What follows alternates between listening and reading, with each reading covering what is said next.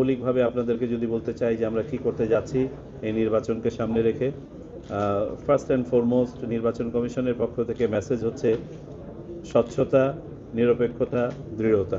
আমি আবারও রিপিট করি, স্বচ্ছতা, নিরপেক্ষতা, দৃঢ়তা। মাঠ পর্যায়ে আপনারা এটার বাস্তবায়ন দেখতে পাবেন। আইন শৃঙ্খলা রক্ষার্থে যা যা করণীয় সেগুলো করা হবে।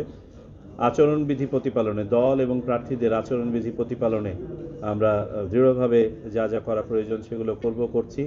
তবে একটা কথা বলা দরকার, আমরা রাজনৈতিক দল এবং প্রার্থীদেরকে অবশ্যই ধন্যবাদ দিতে পারি যে প্রাথমিক অবস্থাতে তাদের মাঝে সার্বিকভাবে দেশের সকল স্থানে আচরণবিধি প্রতিপালনের ব্যাপারে অধিকতর সতর্কতা দেখতে পাচ্ছি, যা একটা ভালো লক্ষণ। আমরা আন্তঃকন্দলের পরিমাণ অপেক্ষাকৃত কম দেখতে পাচ্ছি, সেটা একটা ভালো লক্ষণ। আমরা দেখতে চাই যে নির্বাচন যত ঘনিয়ে আসবে তত যেন কোন্দল না বেড়ে সৌহার্দ্যের মাধ্যমে যেন আমরা সত্যিকার অর্থে একটা উৎসবমুখর পরিবেশে এই নির্বাচন অনুষ্ঠান করতে পারি। এটাই জাতির দাবি, সময়ের দাবি। আমি বিশ্বাস করি রাজনৈতিক দল এবং প্রার্থী সমূহ এটা অনুধাবন করেন এবং এই জন্য নির্বাচন কমিশন সহ সংশ্লিষ্ট সকলকে তারা এই সহযোগিতা প্রদান করবেন। আপনাদের প্রতি আমাদের বিনীত অনুরোধ থাকবে, আমাদের মিডিয়া ভাই বোনদের কাছে, যে আপনারা সঠিক তথ্য সঠিক সময়ে তুলে ধরবেন। আমরা স্বচ্ছতার কথা যেটা বলেছি তার একটা বড় অংশ হচ্ছে আপনাদের কাছে যথাযথ সময়ে সকল তথ্য তুলে ধরা। আপনারাও আপনাদের অডিয়েন্সের কাছে সেগুলো তুলে ধরবেন এবং আমরা সবাই যেন অবহিত হতে চাই। একটা বিষয়ে আপনারাও বড় ভূমিকা পালন করতে পারেন, অপতথ্য এবং গুজব রোধে। এটার একটা প্রবণতা, সামাজিক প্রবণতা আমরা দেখে থাকি। আমাদের দেশে শুধু নয়, বিশ্বব্যাপী এই প্রবণতা আছে। নির্বাচনকে সামনে রেখে অনেক ধরনের এ ধরনের প্রবণতা হয়ে থাকে।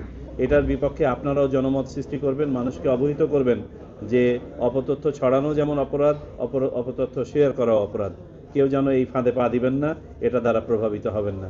সার্বিকভাবে আমরা আশা করি আমরা আজকে যে পরিবেশ পরিস্থিতি দেখলাম, সম্মিলিত সকল বাহিনীর যে প্রস্তুতি দেখলাম, আমরা অত্যন্ত আশাবাদী যে অত্র এলাকায় ইনশাল্লাহ অত্যন্ত সুষ্ঠু সুন্দর নির্বাচন অনুষ্ঠিত হবে। আপনাদের দুটো প্রশ্ন এসছে। জি না, নির্বাচন নিয়ে কোনো রকম শঙ্কা নেই, এক লাইনের উত্তর। 2 নম্বর হচ্ছে পক্ষপাত দুষ্টতা, কোথাও কোনো সুনির্দিষ্ট অভিযোগ থাকলে মনে রাখবেন ইলেকটোরাল ইনকোয়ারি কমিটি আছে, আমরা তদন্ত করে ব্যবস্থা নিব।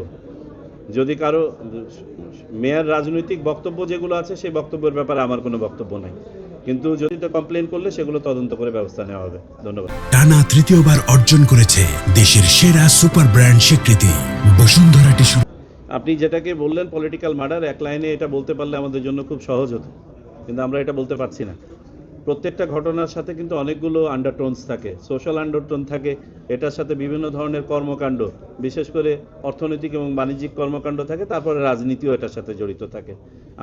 আমি ঘটনাক্রমে কালকে রাত্রে যেহেতু এখানে ছিলাম, আজকে সকালে আমাদের সংশ্লিষ্ট কর্তৃপক্ষকে জিজ্ঞেস করেছিলাম যে তারা প্রাথমিকভাবে কোনো কিছু খুঁজে পেয়েছেন কিনা। তো তদন্তের স্বার্থে আর আমি বেশি কিছু এখানে না বলি। এখানে শুধু পলিটিক্যাল না, সম্ভবত এখানে অন্য কিছু আছে এবং ওনারা আশাবাদী অতি দ্রুত এদেরকে আইনের আওতায় আনতে পারবেন। আমার মনে হয় স্বরাষ্ট্র মন্ত্রণালয় থেকে এই ব্যাপারে একটা নির্দেশনা দেওয়া আছে। ওনারা যথাযথ চ্যানেলে এটা নিয়ে আবেদন করলে পারে স্থানীয় প্রশাসন ব্যবস্থা নেবেন। আমরা আজকে আলোচনায় যেটা উল্লেখযোগ্যভাবে আমরা আলোচনা করেছি, আপনাদেরকে বলি 13ই ডিসেম্বর থেকে আমাদের ডেভিল হান্ট ফেজ 2 যেটা শুরু হয়েছে, সেটাতে ইতোমধ্যে 2 শতাধিক অস্ত্র উদ্ধার হয়েছে।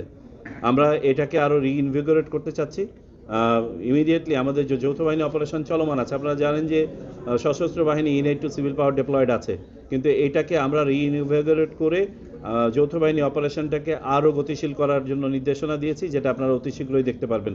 এই সপ্তাহ থেকে দেখতে পারবেন, বিশেষ করে 15 তারিখের পর থেকে এটা আরও বেড়ে যাবে এবং আমরা আশাবাদী যে সেখানে সন্ত্রাসীদের আইনের আওতায় আনার পাশাপাশি অবৈধ অস্ত্র উদ্ধারেও আরও গতিশীলতা আসবে।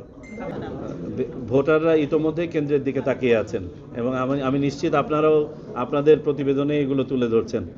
আমরা অতীতে যে খারাপ নজিরগুলো দেখেছি, এগুলো আর বাংলাদেশে হবে না ইনশাল্লাহ।